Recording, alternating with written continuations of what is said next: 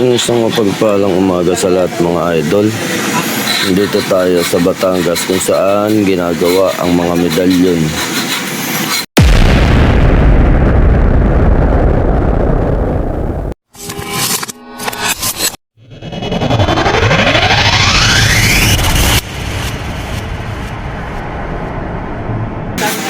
Nandito yung mga pamamaraan kung paano nila ginagawa yung kanilang mga medalyon.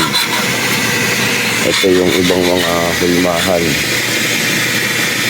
dito sa Batangas, sa Lipa. So dito ginagawa yung hulmahan at mga hulmahan siya. Ito naman yung mga finished product na nila. Yung iba ginagawa pa. Dito. Ito sa loob ginagawa yung mga medalyon. Ang palalang pamamaraan ganito.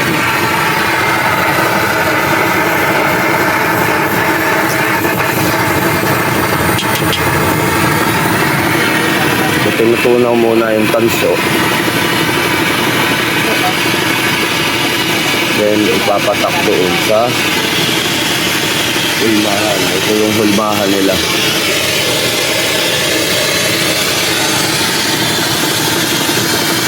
Papakita ko sa inyo kung paano pinoproseso o ginagawa.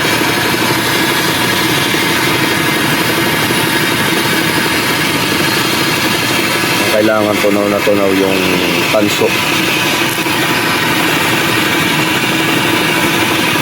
Kailangan sobrang tunaw yan para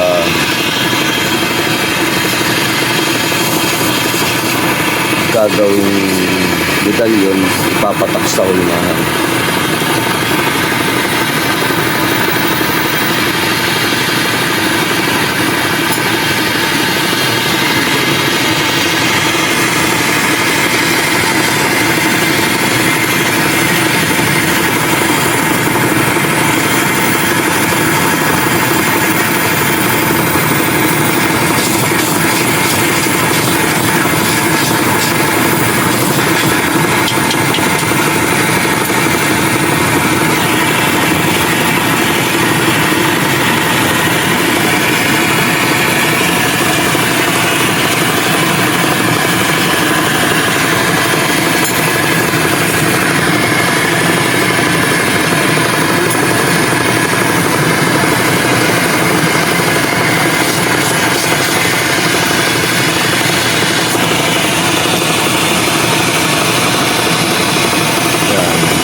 Yun yung pinakahulmahan pinagsuotan.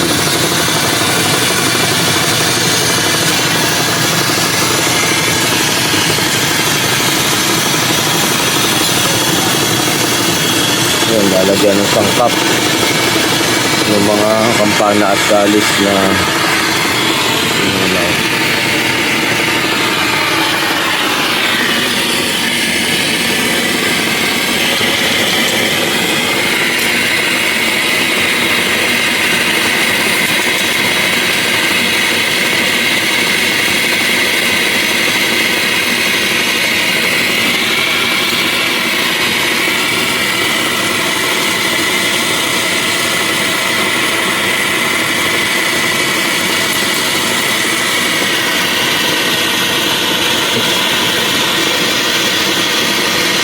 bubuo ulit ng pinaka-hulmahan niya sa lupa.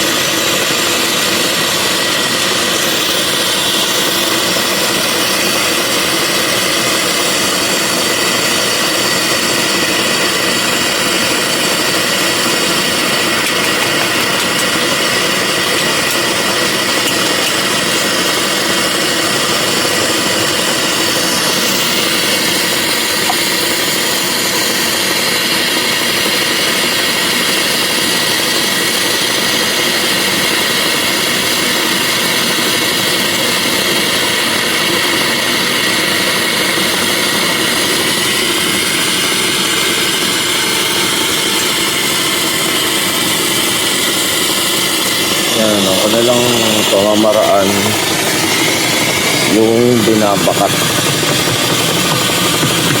Pero hindi basta-basta ginagawa yan. Na ginagaya basta-basta. At may tamang pamamaraan din sila na ginagamit sa lupa. Hindi basta-basta lupa.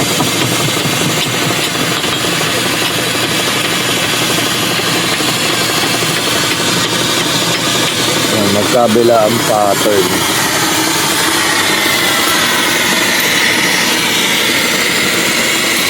Magkabila ang pattern para magkabilaan yung design. So ito naman yung sinangkap natin na gawa ng kalis at kampana na mga ginitay-gitay na.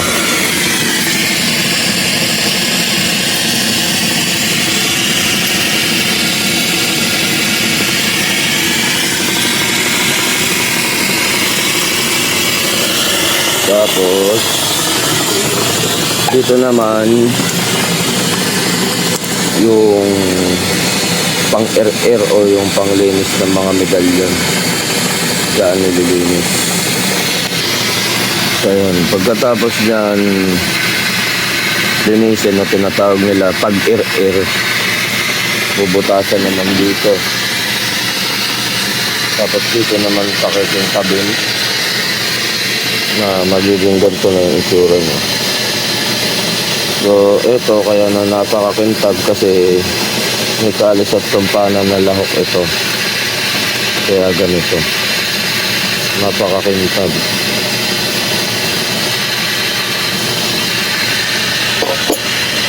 Paggawa sa kalis at kampana talaga makintag.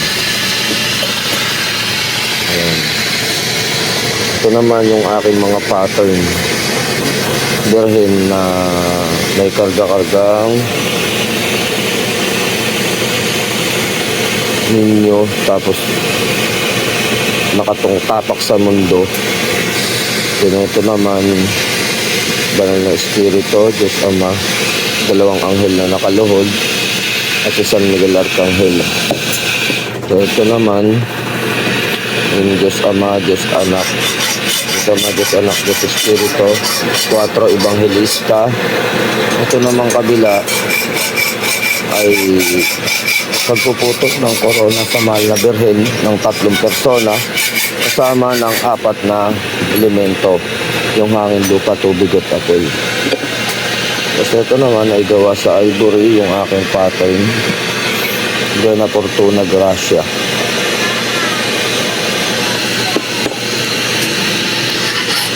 Kasi ito pattern, bagong gawa, tatry namin, susubukan pa lang.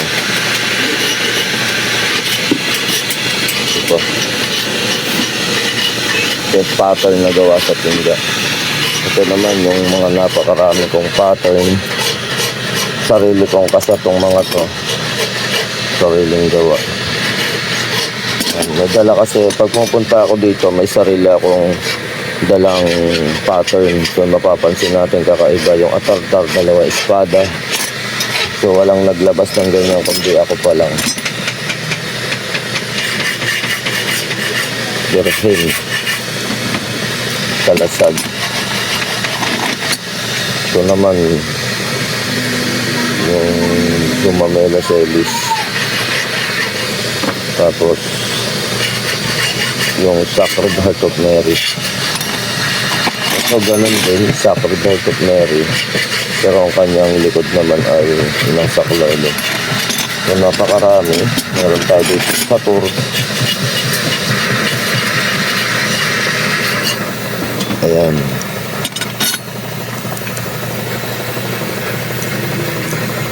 So, iyon. Nakita lamang natin. Mamaya na natin continue yung iba.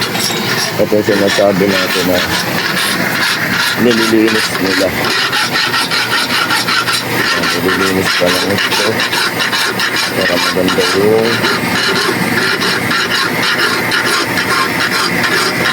mawala yung mga sobra-sobra dun sa ibig. So yun, pinasilip lang natin yung gawaan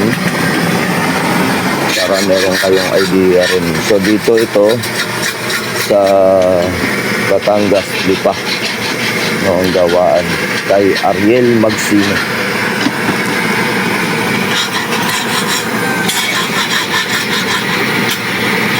mapagpalang umaga. God bless you more mga idol.